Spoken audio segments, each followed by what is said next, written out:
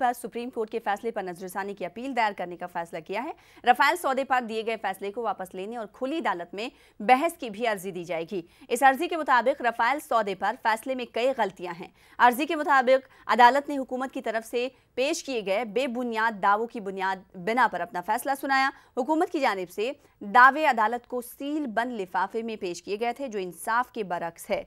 अर्जी में यह भी कहा गया है कि अदालती फैसले के बाद इस मामले के कई अहम पहलू जाहिर हुए हैं, जिनके बिना पर इस फैसले पर नजरसानी लाजमी है। साबिक क्रिकेटर अजहरुद्दीन टीआरएस में शामिल हो सकते हैं। जराये का कहना है कि टीआरएस अजहरुद्दीन को सिकंदराबाद लोकसभा हलके से टिकट दे सकती है। हालिया अरसे में कांग्रेस से टीआरएस में शामिल होने वाले लीडरों ने इस खबर की तौसीक की। अजहरुद्दीन के करीबी समझे जाने वाले जराये ने भी इस बात की तस्दीक कर दी है। जराये का कहना है कि वजीर आला केसीआर भी अजहरुद्दीन की टीआरएस में शमूलियत को लेकर काफी मुस्बत सोच रखते हैं।